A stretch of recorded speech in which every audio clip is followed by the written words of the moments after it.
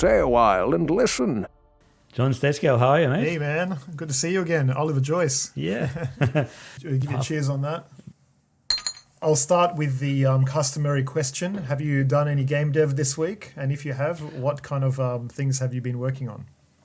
Yes, indeed, I have been working on the game dev most nights. And, it's not always the most quality dev time, but in this sort of period of isolation and babysitting and everything, that's what we got. And so I'm working on my Swords and Sandals Crusader Redux game. It's an interesting one because I'm using a really old technology to build this. As you know, Adobe Air and Flash and everything's been around forever.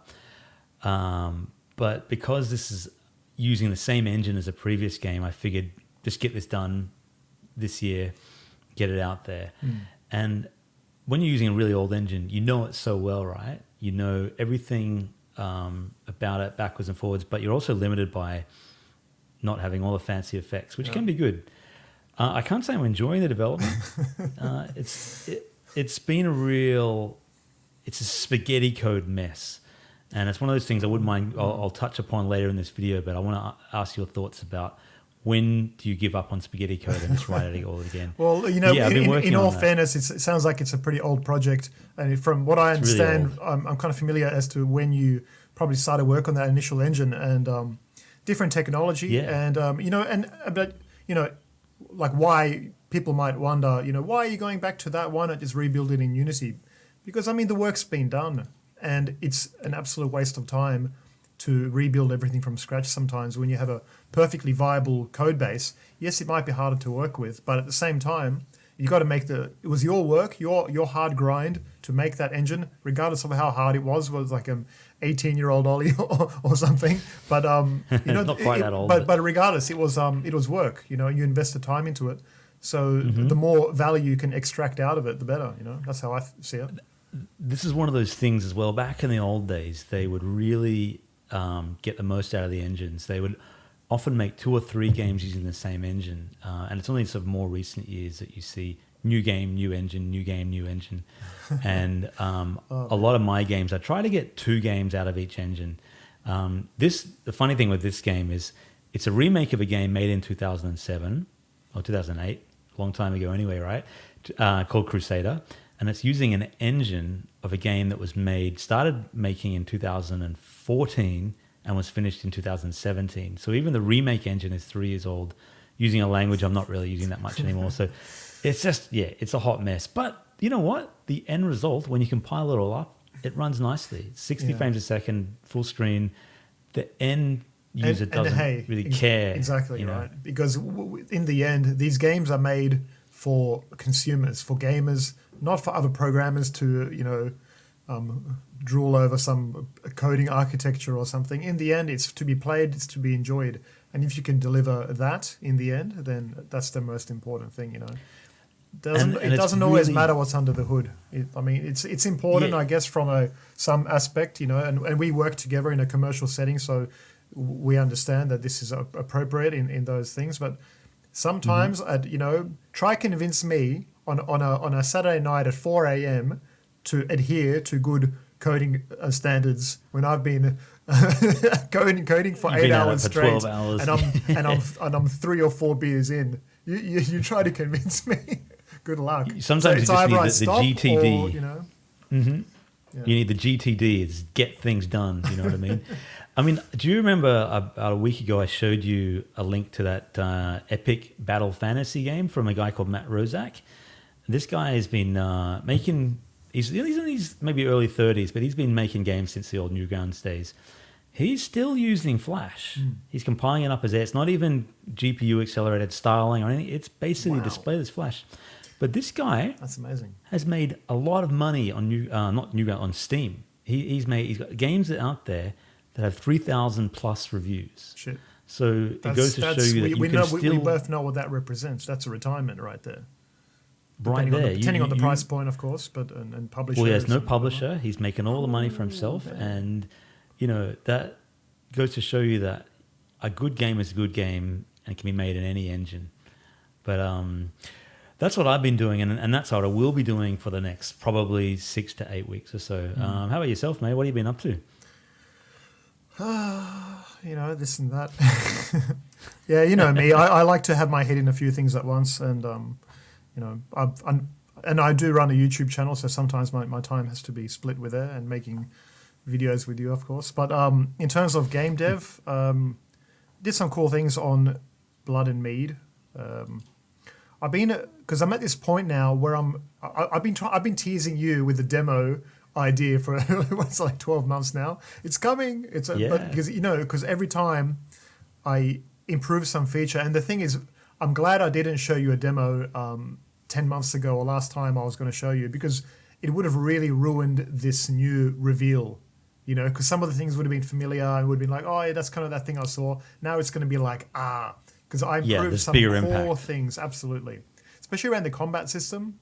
Like I've done a lot of work around this combat system, getting it to feel really intuitive. And look, a lot of games have combat systems, and we all know how that goes. Is your typical bang, bang, bang. But I'm trying to really come up with an innovative way to make simple combat a lot more compelling. And I'm trying to approach that maybe through the AI, by injecting some little bit of character to the AI. And I'm even like how I'm managing in my code. Each character has a name. Like I give them a Viking name. One guy's Ragnar, one guy's this, and they have slightly different personalities. I want to say, like their values are slightly tweaked. And I want to take this further, where throw a Viking name at me. I should.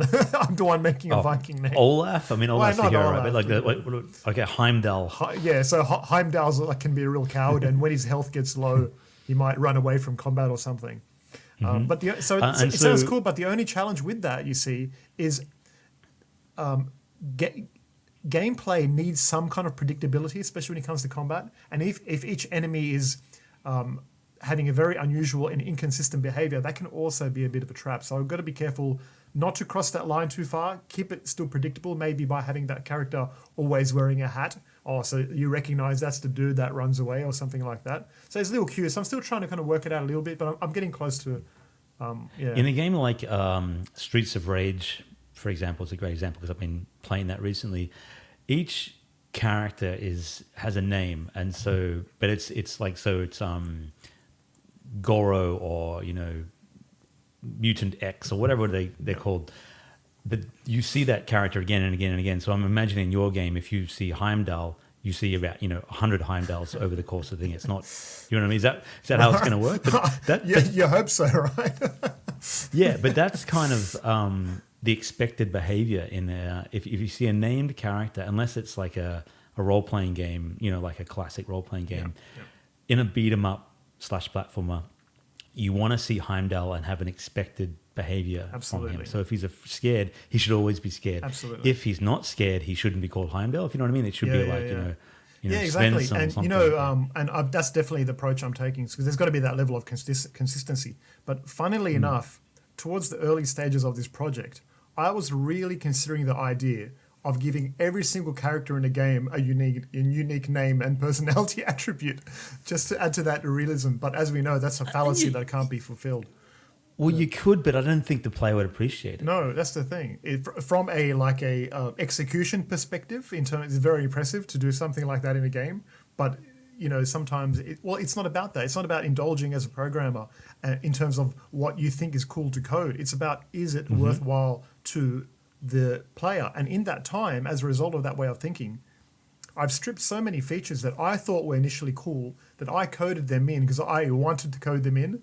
Like I wanted to code in a cool mead crafting system. So I got to the point where I realized, look, this is not sounding like a platformer at all. This is sounding like some kind of simulation. So, but you can't know these things until you actually build the damn thing. Right. You know what I mean? You don't know it's not going to work until you've at least done a prototype of it. So I still have that crafting system in there, but it's been simplified dramatically to a point where you have pre-filled barrels, or you might have a fixed amount of things you can choose. And anyway, So the combat system that you're refining, it's so important because it's really at the core of the game. It's a platformer, but it's also a combat platformer, and it's something that's to the end user something very simple. But if it's even off by a fraction, can ruin the game.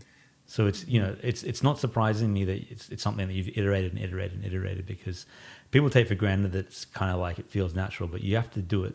It's so many different ways of getting it wrong. Does this have knockback? Does that have health? Does it not have health? That kind of thing. You have to try so many different variations to get it right. And if you don't, the game's right. screwed. And you built Spartacus, a combat platformer recently, launched on Steam.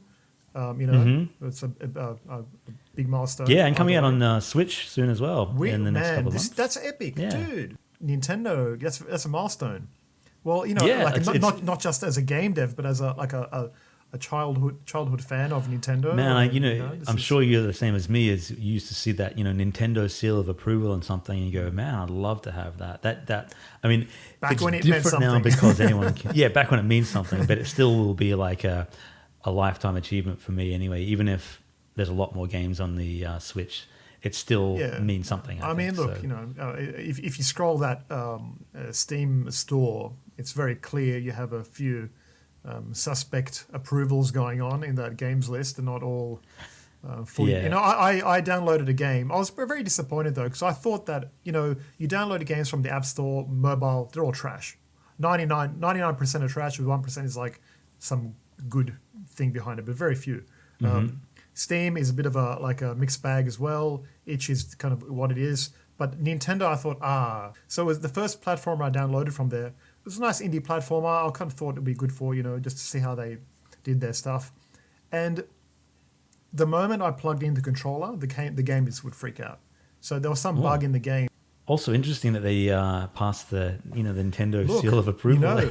Maybe they tested it on handheld, maybe and Yeah. I don't know how they're testing these things, but here's the thing, Ollie. There's no way to refund on the Switch. So I was like, I have a busted game that I can't play.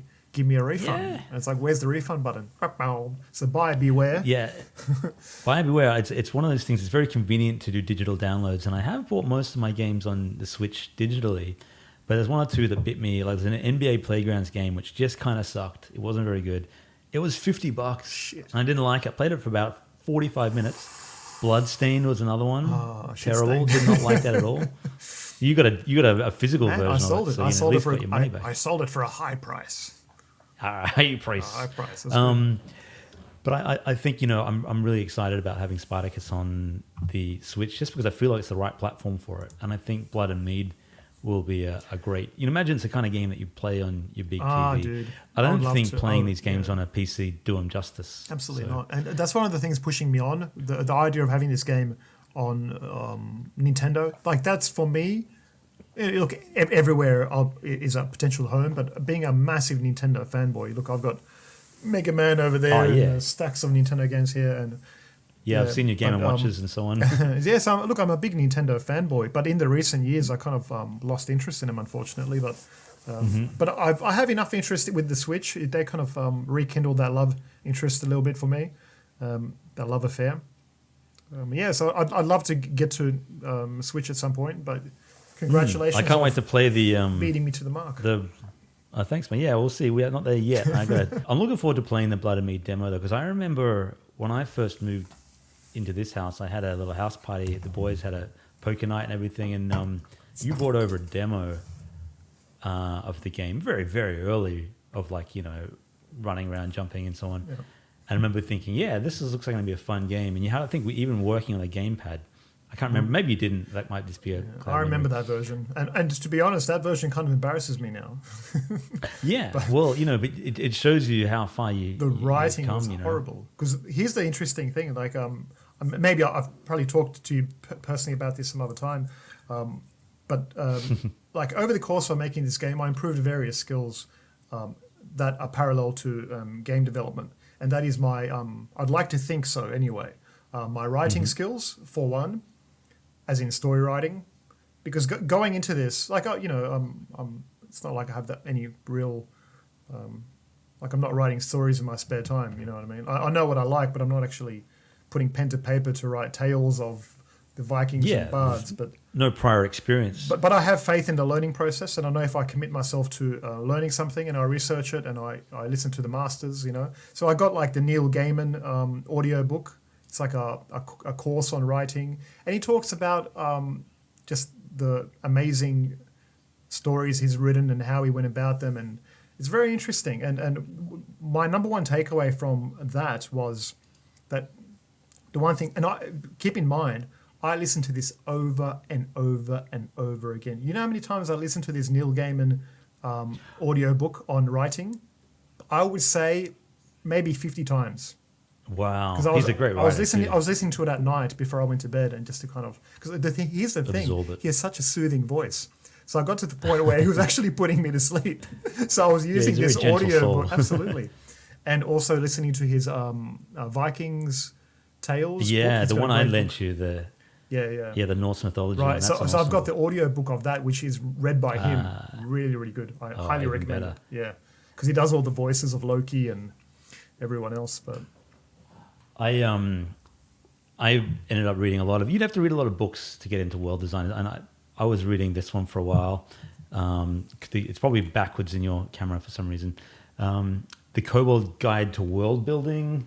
I've got about 4 or 5 of those kind of just lore and world building and story building things, which are not necessarily for computer games, but for just sort of game design in general and role playing in general.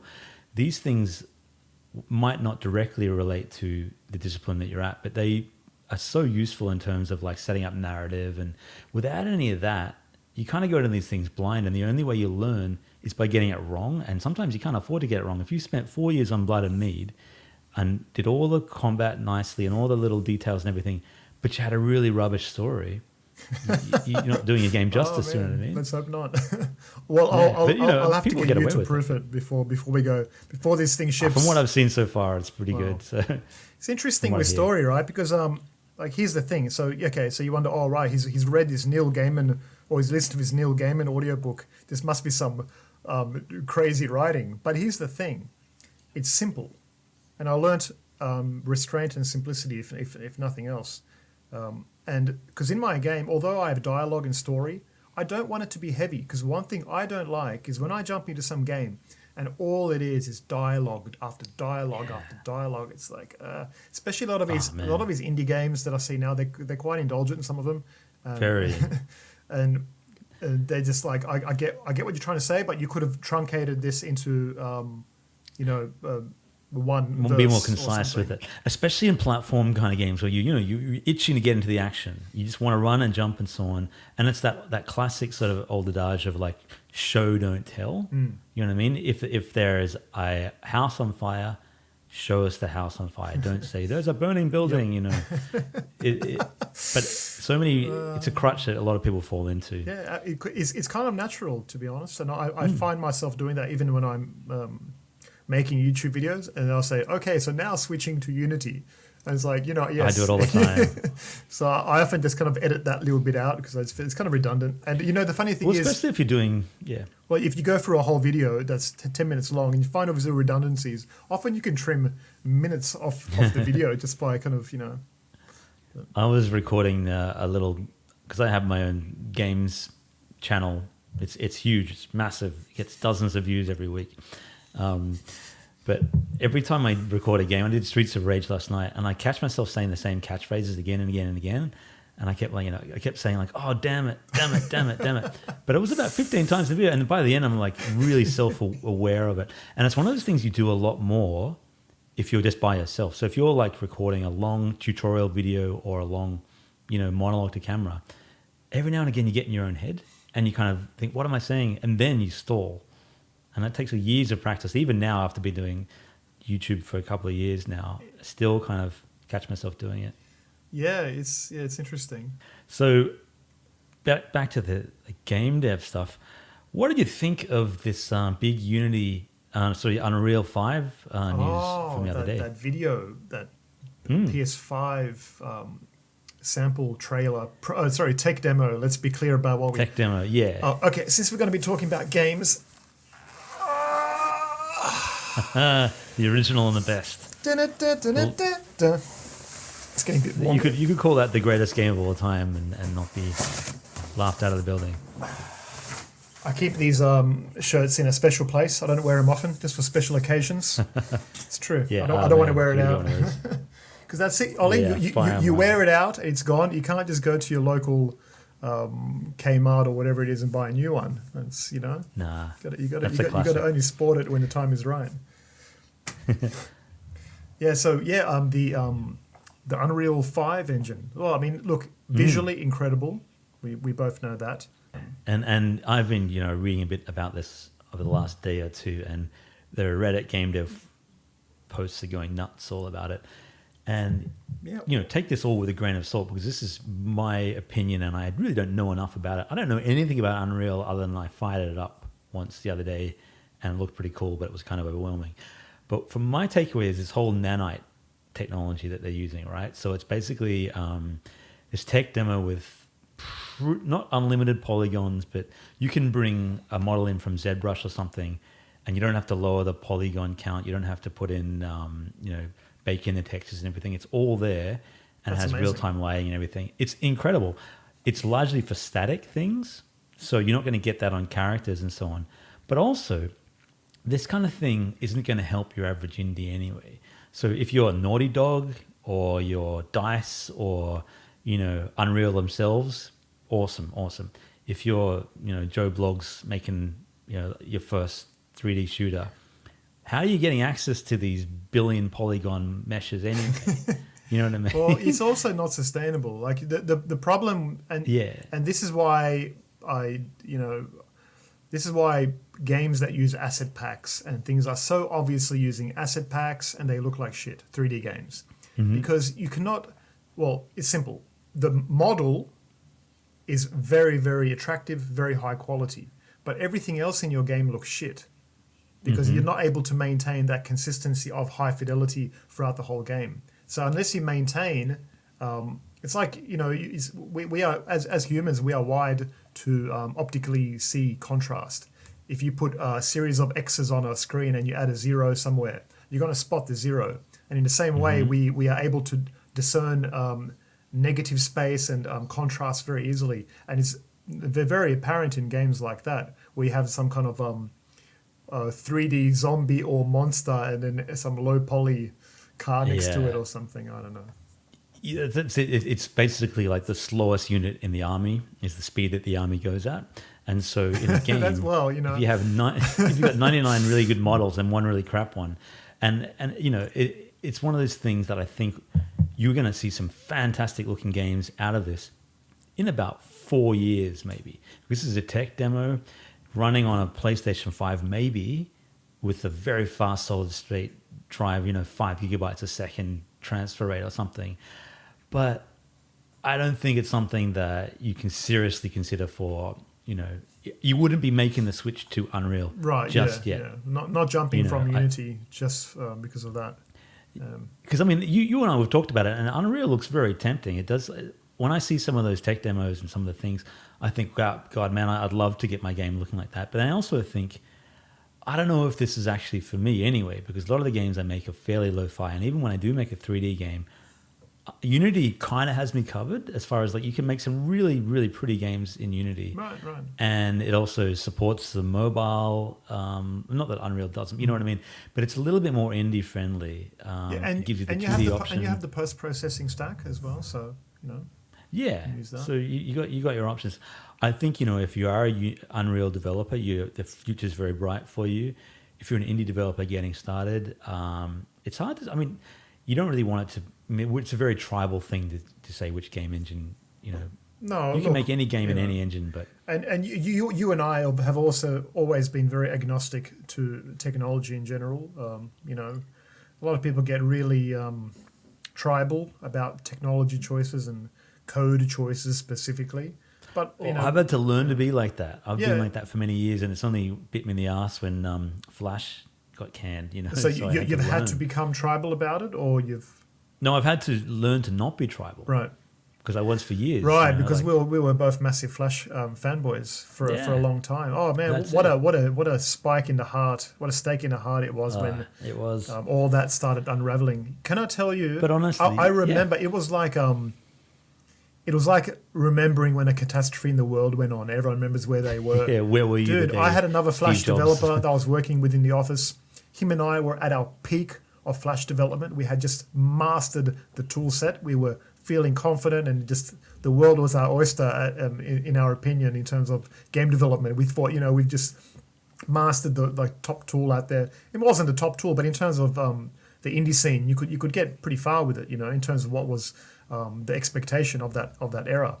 And then my friend, who was a hardcore Flash head as well, he goes, quickly, he sent me a link. He goes, go to this channel right now. And I'm like, what is it? He goes, just go there. And I went into it, and it was a live chat from one of those Adobe evangelists. Remember, there was a few of them, and everyone knew them by name. And where are they now? Yeah, one is making pastry, and it was that pastry guy. I can't even remember. Do you remember his name? I know the guy. I kind of chatted with him a bunch of times. It was a big deal back in the day. It was a big deal, but they've all fallen into obscurity with That's along why I with the can Flash remember the name player. of him. The guy that kind of introduced the whole kind of here's styling. Right, It's going to be absolutely. exciting. And the Flash player pulled them straight to hell with it altogether. And with that, our earning potential. For a few years, our careers are kind of stuffed because no one's hiring Flash developers. But having said that, I mean, I'm still using Air and styling for a game in 2020. But I can tell you this, I've used Unity now on and off for the last sort of 5 years. I still wouldn't consider myself a total pro with it, but I'd use Unity any day of the week over this. So it was a good thing that this happened in terms of forced us out of our comfort zone, forced us to learn new things. And also just now with this, Unity and Godot and Unreal and so on, there's just better options out there for us. So the demise of Flash War. It's amazing that they couldn't work it out, showing what all these other companies have done in the time that they've left the scene. They could have had a proper IDE. They were fooling around with 3D graphics at the time. There was Flare 3D and these kind of plugins. Adobe never committed to making their own one, which they should have. They should have integrated it, but they never spent the money on it. I'm not going to get into it because it's a very kind of bit of an old rabbit hole, old wound. But I was telling you, the guy sent me that link, so we jumped into this live talk with one of his Adobe Flash evangelists, and they were just and the whole room was filled with Flash developers, thousands from around the world. Meaning we looked at each other and we're like what now? You know what I mean? It was the world had suddenly just kind of ended in that little moment in that particular aspect, being a bit hyperbolic, but that's how it felt, to a young mind who had just spent years mastering a particular tool set. But it was the best thing ever, because in that time I've been forced to learn a plethora of different languages, probably 5 or 6 now, and different tool sets, and I like it. It's a good lesson to learn young, I think. Yeah, diversify your eggs. Don't put all your eggs in one basket. And not even with Unity. Not even with Unity. If you've just started with programming and you want to commit to Unity, commit to it long enough to learn it. But at the same time, man, this is not the last game framework that's going to be around, Every few months, 3-4 months, you and I basically go and check out, see what the other engines are doing and what's going on with them. Not so much to try out, but to see the feature list, see what the kind of general pulse is. And there's good options now for everyone. I mean, I actually, a few days ago, I downloaded Godot to try it out. And for those who don't know what that is, Godot, however you pronounce it, it's an open source framework that's been around for about 6 years and started off quite small, but it's getting quite a foothold now. It's building traction, and the reason is not only because it's open source, Epic Games gave them $250,000. This is the Unreal people. They say, this is great, guys. It's kind of a... I tried it out and I really quite like the engine. I only played around with it about half an hour, but it's super lightweight compared to... It's the best way I can describe it. It's compared to Unity or Unreal especially, which can feel bulky and heavy and tons of windows and things like that. Godot just felt kind of fun, and it was a 60 megabyte download. You download a couple of you can check out some projects in there, and it just seemed like, hey, this would be a fun little tool for making specific kind of games, right? Because look, realistically, I love Unity. I've been using it for a while, but I remain agnostic to the tool set. But I like it very much. And I'm at the point where I have the confidence. I feel like I mean, in theory anyway, I feel like I could build anything kind of thing. It's not Yes. always like, it doesn't always play out that way, but in my mind at least, I have the confidence with it to say, yeah, I would try that out, or yeah, I'll try that out. I feel like, I'd get at least somewhere with any particular idea I had. So there's no real technical barrier in that sense anymore.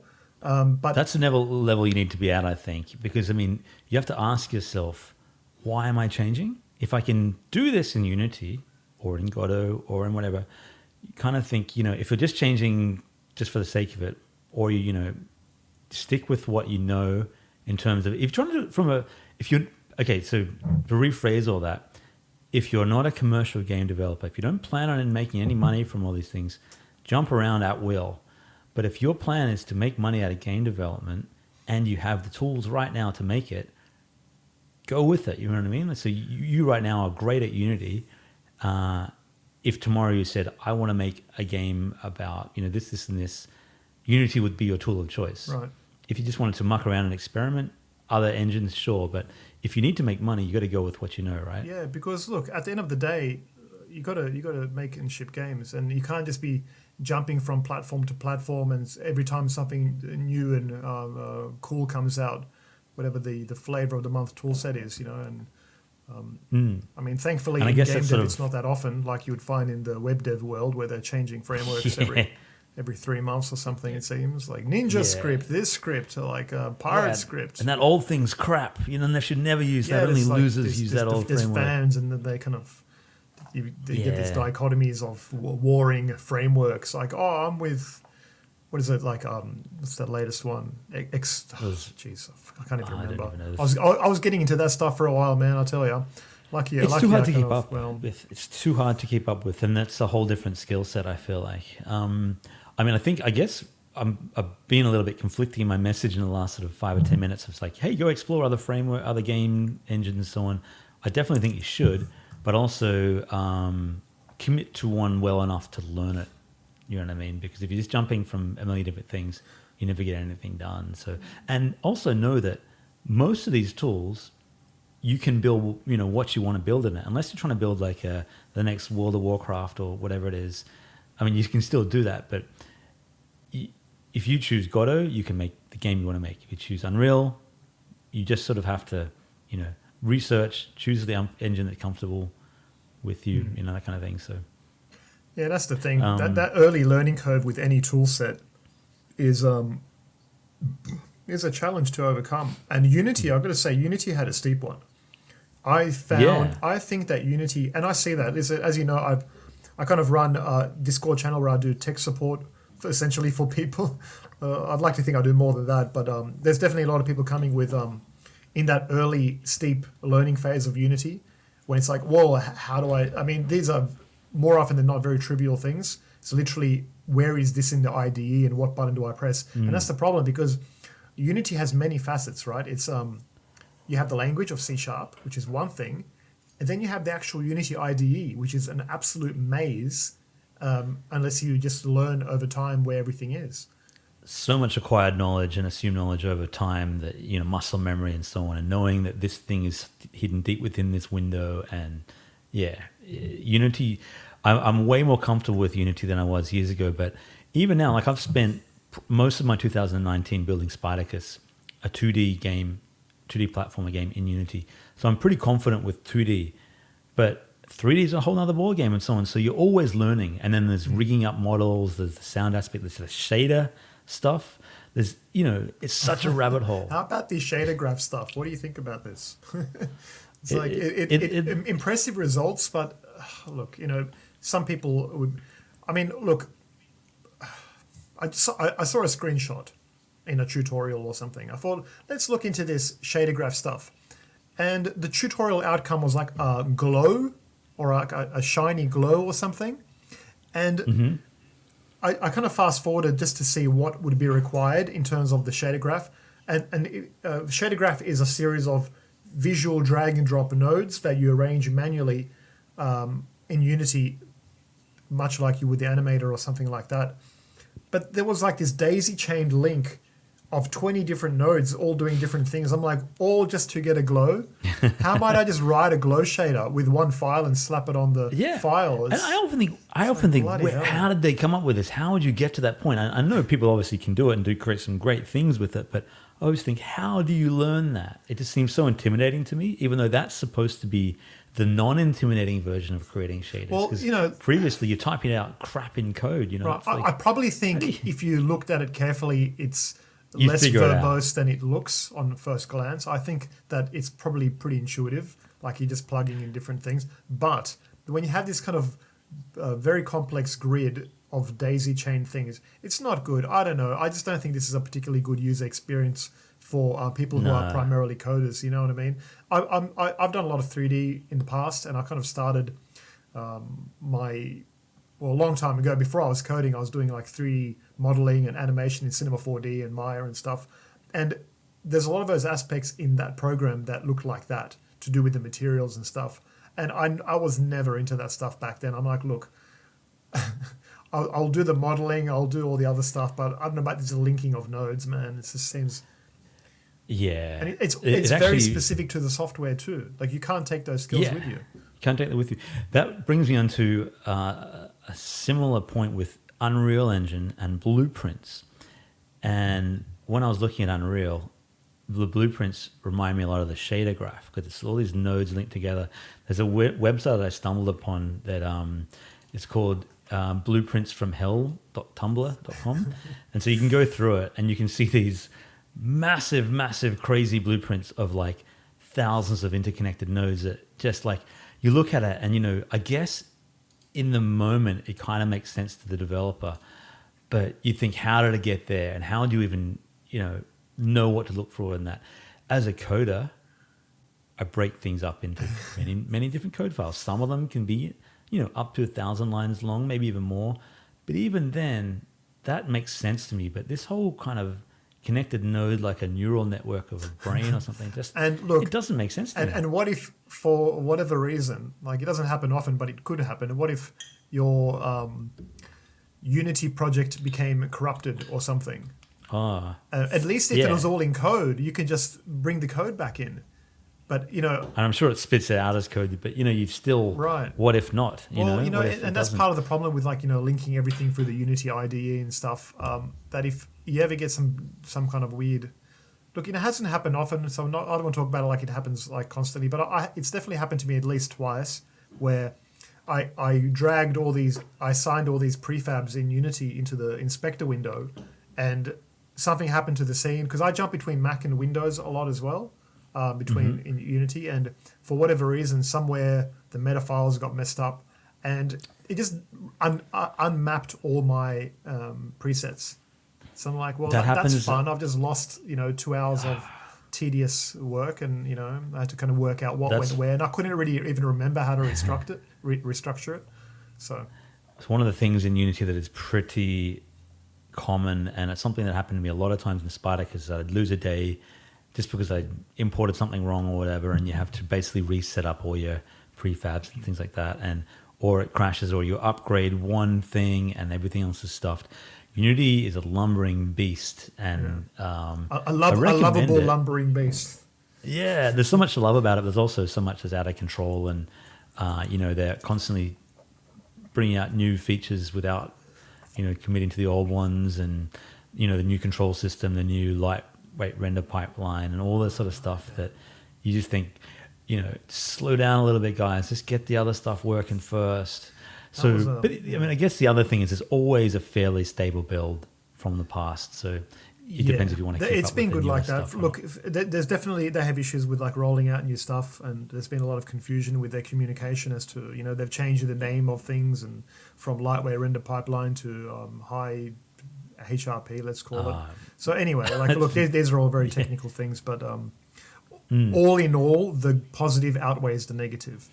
So it's kind of like like nitpicking, I suppose, but it's for a reason, and the reason is we have been burnt once, and that's happened to us back in the day with Flash, where we put a heavy investment into learning some tools, and then it was undone before our eyes, and I guess we just kind of don't want that to happen again. Mm-hmm. I'm definitely at the back of my mind. I'm considerate of that, which is why I kind of want to. Once I master one, I like to start throwing some eggs in the other baskets. Maybe chuck a few to Godot, maybe chuck a few to Unreal, just to diversify my interests a little bit. Look, I've got a family to look after, and you do too. And if for whatever reason Unity went bankrupt tomorrow, like it's not going to happen probably, but at the same time, never say never. I mean, who knows the future of anything, right? The years of cumulative experience that we have in all of this will stand you in good stead to adapt to these things pretty quickly. If you had to suddenly switch to Unreal tomorrow, a month of tutorials would get you, not as good as you were as Unity, but you'd be up and running, and especially with Godot. Godot looks really easy. And that's so seductive to me. They're like, man, it looks so easy compared to even Unity. But I think that's the thing is like, are you getting paid by Godot? Are you a Godot agent? I was really impressed. But having said that, it has its own issues from what I can tell, as far as like it's way easier to just do cross-platform things out of the box in Unity. The Unity forums are incredible. Just the asset library, the asset store in Unity is hands down the best you could imagine. Right? It's a bit of a game changer. And let's talk about assets for a little bit, because I think this is a bit of an interesting topic, And when I first started, like coming from, I think both of us to a degree, because we came from a language and platform where we had to do extensive coding. A lot of people may kind of turn their nose up to Flash, but they don't realize the complexity of a lot of the requirements compared to what you now need to do in Unity. Back then, you had to you had to code your own physics, velocity and stuff. If you wanted to have real world physics in a jump, you had to code the acceleration yourself. Now you just have add force. It's like, and you've saved yourself how much time to focus on other things, And so where was I going with this? I was going somewhere. Just the complexity of. Actually, where were you going with this? I was heading towards Unity. Oh, the asset store. Right. Okay. Sorry. I digressed very badly. I was thinking about 2D physics. Two beers in. So you know what? I need a third to straighten. Yeah, I'm on my second, but you're ahead. But you remember Flash had Box 2D, and that was really cool. But you could only make Box 2D games in it. It was only, you couldn't combine it. If you had a character running across the bridge, it all had to be in this physics thing. It was just like only good for making kind of Angry Birds kind of games. So get this. Now that you mentioned Box 2D, I'll tell you something that I didn't know, but it's very interesting. You know in Unity how you can pick a 3D or 2D project? When you select 2D, it imports the Box 2D library, where if you select 3D, it imports like the NivX, NVIDIA proper physics library. So it's some people swear by, even if you're making 2D games, roll out the 3D project, because you get a much better... You get the better physics. Absolutely. Because, as you know... But I wonder if the overhead's greater. I don't know. Like, it's very similar code, obviously. On collision, 2D becomes on collision, and you need to work out the cameras a bit differently. But, the 2D... Look, I think the 2D is fine. I haven't had any real issues with the physics. I know a lot of people like to complain about it, but I think if you can wrangle them, if you can tame that physics system and make it do what you want it to do with a lot of customization and tweaks, you can get there. You can get to a pretty stable... some people will probably strongly disagree with that to their dying breath, but I think... that whole 2D thing's fairly... Example. The whole 2D thing's fairly recent anyway. Before any 2D game made in Unity was just... it still is, but it was a 3D game on a 2D orthographic camera and so on. So that's interesting to know with the Box 2D. Yeah, but but that's the cool thing with Unity, because you're kind of learning multiple skills in one sitting. You're working on a 2D game, yet at the same time you're still kind of furthering your 3D ability, because it's still, as you mentioned, it's still a 3D program, which is kind of using a sort of like a 2D fake facade when you're in the 2D mode, but it's still very much using 3D principles. Like you have a 3D viewport that you can jump between. And anyway, so asset store. So the asset store, second digression. That's my fault. So what I was going to say is, right, so coming from this area of programming where we had to do everything ourselves, when I first started with Unity, I carried that mindset over, where I was like, you know what? Screw all these lazy people and their assets. I'm going to do everything myself. You know what I mean? I coded up my own joystick movements and inventory systems and a lot of, some things that probably were worth doing myself in the end. But now I've realized that I probably lost hundreds of hours on coding up stuff that I could have just bought for $5. That it would have been stable, things like controllers and stuff.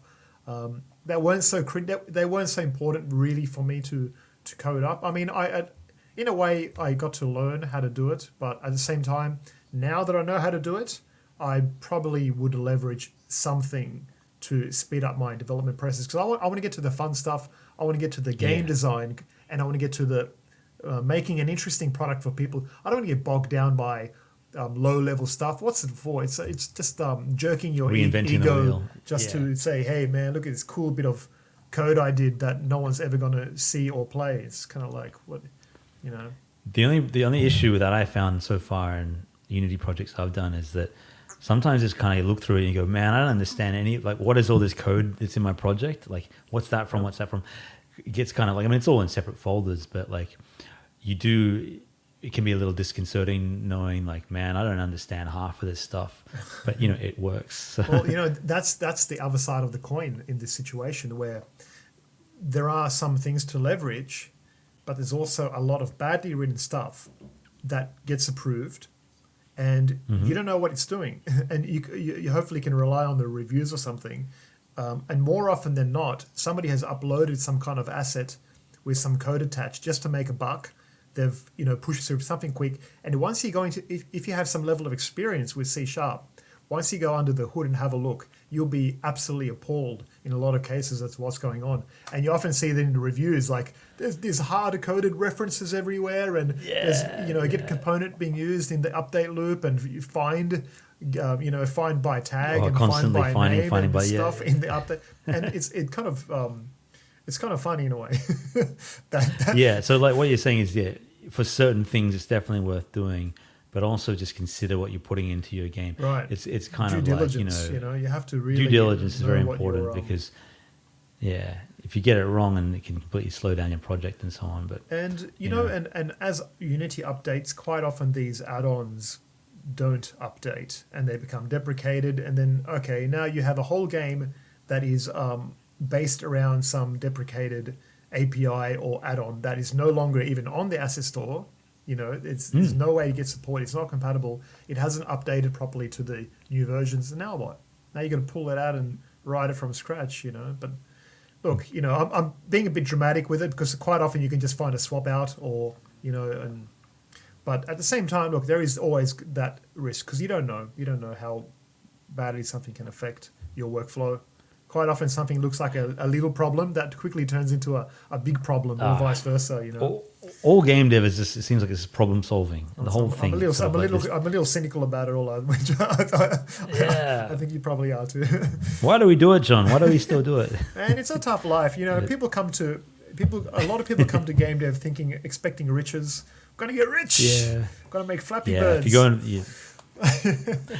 I mean, the thing is, chances are you're not going to get rich, but if you can have fun and make a little money on the way, that's great. Well, you have to do it for the love. You have to love the craft. You have to love the craft. Mm-hmm. This is not a get rich quick pyramid scheme that you can, or maybe if someone can twist it in some way potentially. But for some people it is, but for most of us, for the great majority of it, it isn't. Yeah. And it's been for we've been doing this for many, many years. It's only been the recent years that you and I have started independently making money from our game development stuff. And that's taken, for me, 20 odd years of being a game developer to finally, I did it commercially for other people, but right. It's only been recently that I've been able to start making money. And if you told me at 20, it's like, oh, you're not going to make any money for yourself out of this, for 20 years, you'd be like, maybe I won't do it. Yeah, well, if the hobbies, if they can't lead to you something, do it for the love of it, right? But if a hobby can't lead to some, well, look, I don't know. Yes and no, but not on the level I'm doing now. I've put in 3,000 hours into my current easily. It's like I'm not going to. Well, it's hard to say, man. The thing is, I don't know. I don't know. I don't know what I'd do. If I already knew now that I wouldn't make a single cent, would I make the game? I don't know. Maybe I would. I've thought about that a lot. Maybe I would, just out of the love of game design and game dev. Because look, both of us were making games long before you could even make money. I didn't even know you could get paid for this. I was making all these games just for friends, as you were. I found it absolutely hilarious. I enjoyed the coding. I enjoyed the architecture aspect, the engineering aspect of making things click and it having an influence on other objects. I thought this just blew my mind, and just the creativity and the adventure of the process was great. You got to enjoy the adventure and the process of it, because that is what you're going to spend most of your time doing. Right. If you just want to be a programmer, you can make more money doing other things. But game dev is pretty fun, and it's one of those things that often I'll find myself late at night playing a game on Switch or whatever else, and thinking, "Oh man, I just want to go back and program." Do you know what I mean? Like, I enjoy doing it as much as playing you games. To go back and actually, and that's why I said I really don't know. Some people who are listening might say, "Well, there's absolutely no way you'd spend 3,000 hours doing such a thing if you weren't going to get paid." But I legitimately don't know. I would think that I would know the answer to that, but I do. But love it's like spending $3,000. I do love it so much. I mean, if really you spent enjoy it. 3,000 hours learning guitar, Well, you're still probably not going to be that's That's a very good example, because those instruments take a good 10,000 hours of mastery, right? Yeah, and you're not going to necessarily make any money out of it, but we're going to join a band. You do. Going to join a band, play in a pub. It might happen. Hey, I've got an album out on Spotify. How about that? So I'm doing all right. Swords and Sandals Christmas album. It's the Swords and Sandals music from the soundtrack of the game or something. It's like, man, that's 70 a cool tracks. soundtrack. It has that. It's all right. Well, people ask for it. It's kind of funny. I was just saying the other day, if you can get a good soundtrack. Speaking of sort of not side projects and things, but interesting ventures, you were telling me that you'd kind of delved a little bit into the world of VR recently. How are you finding that? So I've been, as you know, I've owned Oculus systems since the development kits. I've been a big fan of this technology. Got this bad boy right here, but the beast. and I've been very interested in this technology from day one, and I've been playing from a coding aspect with this technology from day one, watching how the tooling is progressing. And it's getting better with every iteration. So it's becoming, every few years it becomes a little bit more accessible and a little bit less low level in terms of what you need to do. Where if you tried to develop for the DK2, in a lot of cases, you had to really, build your own hand controllers and mapping for the fingers, and you know what I mean. Like you got to rig up everything. Now you can find that stuff. You still got to do a lot of heavy lifting, but some of these more this kind of lower hanging fruit has been largely sorted out. So you kind of done a little bit of dabbling in it with the Rift. Is the Rift, isn't it? Yeah, I'm working on a game at the moment. Everyone's like, "Why were you working on another game?" Yeah, I like to because work on multiple as game developers, projects you at always once. Yeah. Because here's the thing, I can't not work on something else until I launch my main game, Blood and Mead. Like I've got to express myself in other ways. I've got to keep up to date, and I've got to kind of event a little bit. But the idea is you have this kind of main big project, and during that timeline, you kind of build these smaller little absolutely prototypes. Yeah, and, even if it's tech demos, prototypes, and that's how you learn. That's how you learn, because you're not expecting to make money out of those things, but they teach you the skills absolutely for later on, and also they give you the do I want to make something in VR? Yes, I know. I won't know until I've done a bit of dabbling in it. And, do I want to write, I've been writing this sort of choose your own adventure novel for the last year and a half, and I'm, 500 entries in. It's probably not going to make any money, but you need to do these side projects or you go nuts, right? Yeah, I know. Exactly right, And how you're finding, like, not just the technology of the VR, but the experience of actually being in this VR world of your own creation. I mean, obviously pretty early days. Think about that's interesting, right? And for me, I suppose the novelty has worn off a little bit because I've been at it for like this past 2 weeks. I've put in a fair amount of time in VR dev, and I'm learning. and I'll tell you, there's a lot of this. Take the headset on, pause Unity, put it back on, check something, take it off, pause Unity, check the log, put it back on. You know, like you get into this. Yeah. So I'm actually you forget that's going to be part right, of it. and I'm actually thinking of somehow. I don't even put this top strap on anymore. Can you put the debug log inside the virtual world? You can, but you got to set that all up. Yeah, you can set it up on your hand, and I've got. So there's this strap here that's meant to be on your head to make it. I don't even put it on anymore because I'm taking this thing on. The safety. I'm actually tempted to just kind of detach this whole thing. Just so I can hold it up to my face like that. Yeah, because during development, I'm going so rapidly between the two that it's to tighten it every time. It's just not, it's.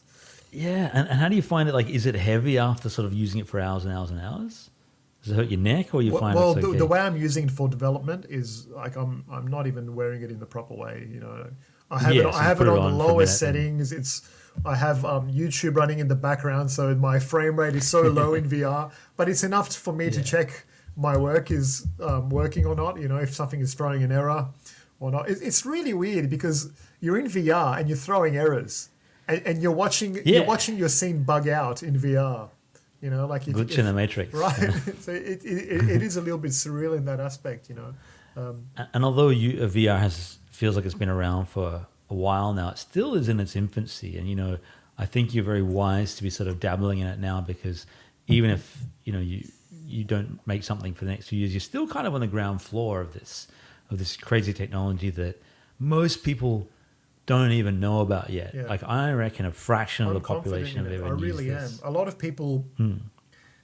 The only people who are let me tell you, the only people you hear a lot of skepticism around, but the only people who are skeptical are the people who don't actually have headsets. They are not playing the best experiences. They were shown some crappy barbecue simulator from their friend, in passing some free demo or something. They are not testing the best of the best experiences. Asgard's Wrath and some of these other games. Unless you've tasted the full suite, which is currently on offer, you really can't. And you were saying that you've done some VR experiences that actually genuinely scare you, and you react to in a really sort of visceral way, kind of thing. Absolutely, even now, and that's what you. Well, that's actually how you know if it's a good experience. Some don't break that. What's it called? The barrier, the reality barrier, or something, however you want to call it. But that when your brain is actually tricked, feels like you're there and you let go. It's visceral. It it's you've convinced your brain that you are in this place, basically, and not all games can do that. Depending on. It's interesting, right? Because you need to hit a few of the senses very strategically.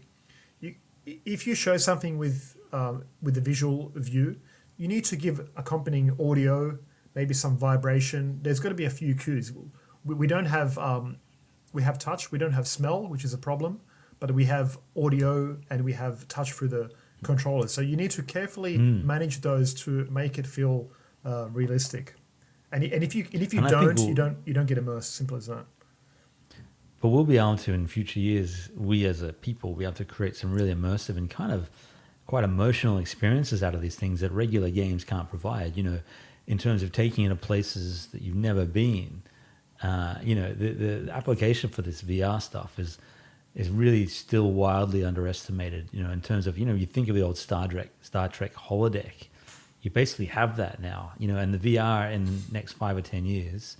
You imagine that we're talking the other day about the Unreal 5 tech demo, this girl running through a sort of an abandoned cave and everything. Imagine that without the fantasy landscape, but just kind of like spelunking down this cave network in VR with this full 3D sound. Yeah.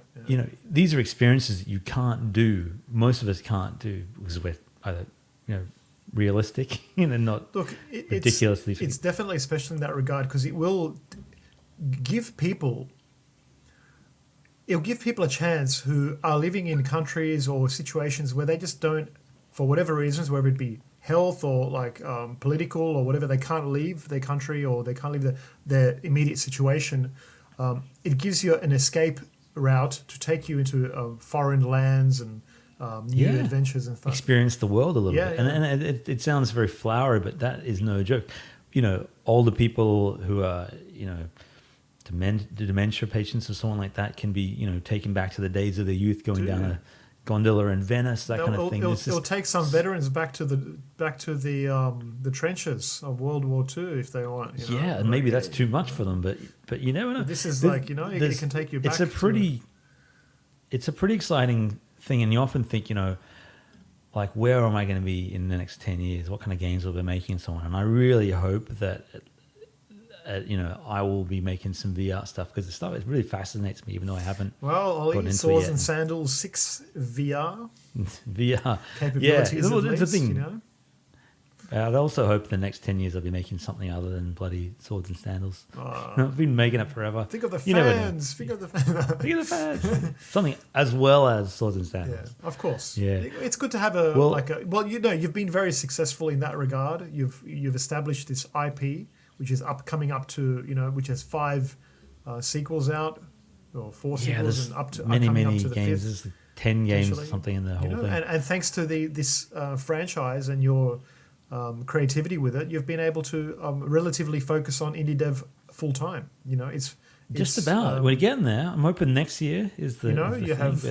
You have a nice, lovely family, a lovely house, and a lovely situation. So the power of game dev has taken you there. The power of the arena. The power of Flash games.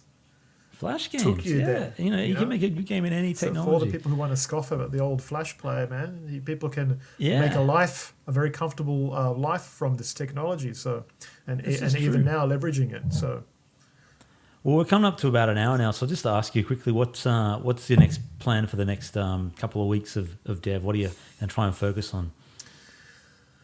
Well, that's a good question. I probably should go back to Blood and Mead sometime very soon and make that switch. Like, I'm going between my headspace of one game to another, and I kind of don't want to indulge too much in one, because I know I'll come back to it and move it forward. Mm-hmm. It's a good question though. I couldn't really tell you what I'm working on next. I have this kind of massive to-do list. It's got, I think, it's scary. 100 and oh my goodness, don't tell me it's 1,000. Oh. Let's just say 152 tasks pending.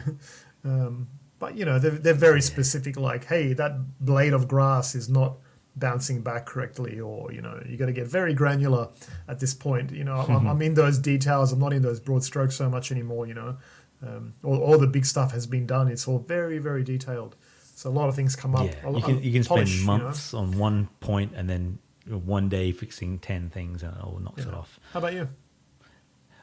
More of the same. I've been battling the last sort of 2 or 3 weeks on this bloody siege stuff, which is spaghetti code, because it was basically this combat system that was designed to just be like 2 little armies, hit. But I added all these sort of siege towers and boiling oil and ladders, and it's all just become crazy conditional mess, because I kind of knew that I didn't want to start from scratch with it, and I knew that it's going to be ugly, but if I persist with it, it'll work.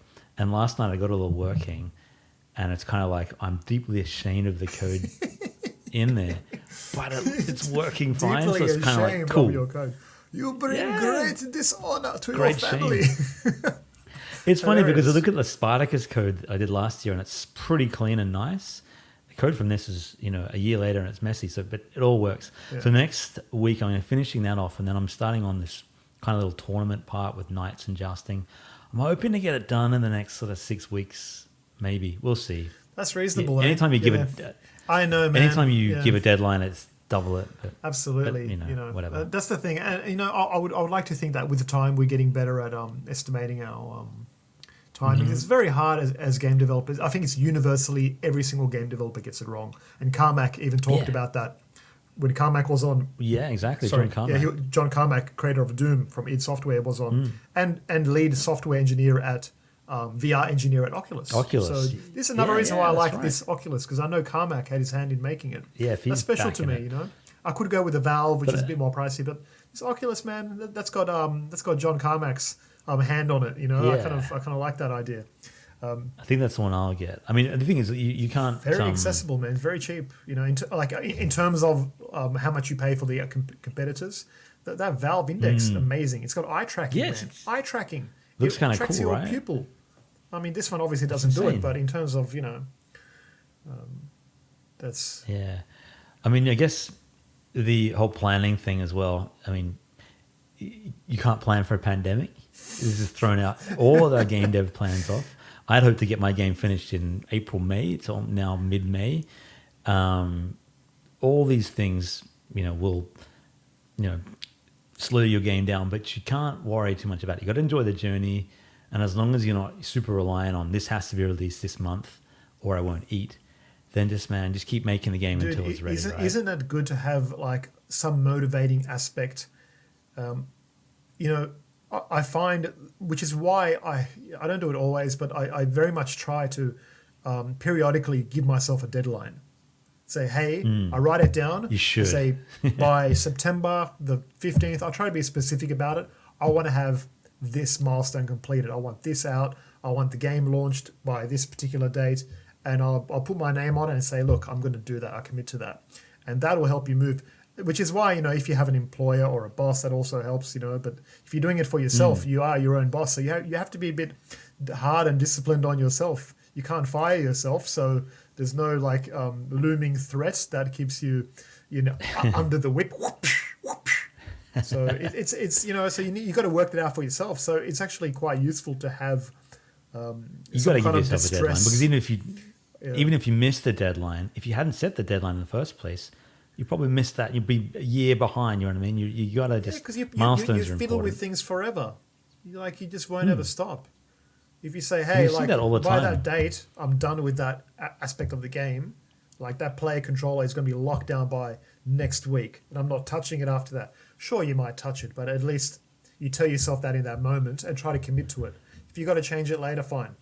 I used a very bad example because player controllers like to change a lot. Oh yeah, that damn thing. Yeah, I know what you mean. That tree over there. After I finish the graphics on that tree, that's it. The pixels are perfect. Yeah, you hear stories all the time about developers that will spend 5-10 years on a game and then break down because they didn't give themselves a deadline and they just couldn't get it done because they spent it's very effective, man, and more time than they had patience. So yeah, and you know what? And that's one of the reasons I think that having a game dev job at some point in your career, if possible, is a good idea because it teaches you a little bit about deadlines and there are some lessons, man. Compromising. Yeah, you got to compromise, right? And it's the whole topic right there about you'd love to put everything you ever dreamed of in your game, but if it turns out to be 70% of what you originally intended, that's a pretty good game. You know what I mean? You have to compromise somewhere or you'll never get it shipped. Yeah, man. Well, yeah, that's all right. Yeah, so we said we'd do about an hour, and we're at an hour. So yeah, bonus content. I very much enjoyed this chat. I feel like I was at the pub. I'm 3 beers in, and yeah, it's been good, man. I think I'm going to go pass out. Yeah, but yeah, we'll do this again real soon. It's been fun. Good to talk to you, my friend, and I'll see you real soon.